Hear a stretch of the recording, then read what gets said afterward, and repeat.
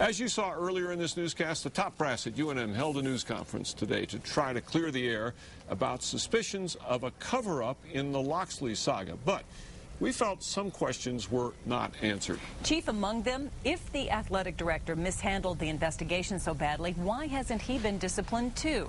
News 13's Jessica Garate sat down with the AD and UNM's president to get some answers.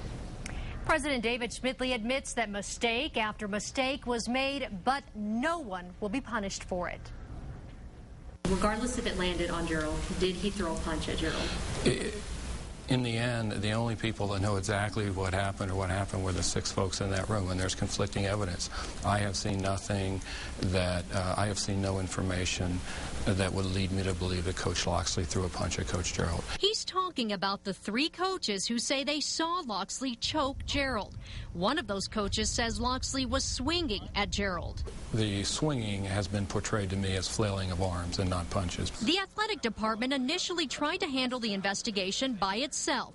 A major mistake. The scuffle should have immediately been reported to UNM's Human Resources Department. If I had to do it all over again, and there are no do-overs in life, you have to be held accountable for your decision, we would have turned it over to HR immediately. What's the punishment for not following HR policy?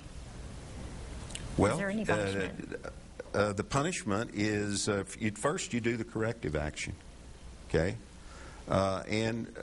You don't punish people for every single incident. Were you done that way in your childhood? You look at the totality of what people do. UNM President David Schmidly pointed out another bungled mess. An athletic department staffer conducted the initial interviews with the other coaches, but the interviews were never taped, and the statements were paraphrased. And today we found out the original documents of the findings from the AD's investigation were shredded and destroyed. I certainly understand why people assume that we have not been totally forthcoming. How do you tell taxpayers, all your Lobo fans, this wasn't a cover-up? How do you make them believe that it wasn't a cover-up?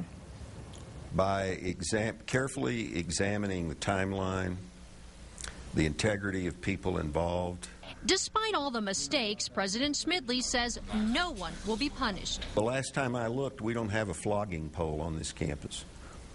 We try to treat people fairly, with respect. Schmidly says he's embarrassed and upset about what happened, but he says he still stands by Krebs, and he hopes this is the end of it. Looking you in the face, in the eye right now, I believe it's all out there, but I'm learning to never say never.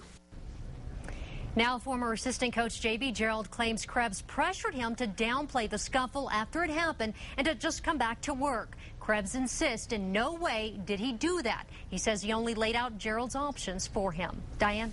Okay, Jessica, UNM still has not said if or when it will release the documents from the HR investigation. Beyond the controversy, the Lobos are 0-8 under Locksley. In that interview, President Schmidly pointed out that Krebs has made all the right hires in all the other sports at UNM. Today on KRQE.com, we're asking if you believe UNM intentionally withheld information in the Locksley incident. 91% said yes, 9% said no.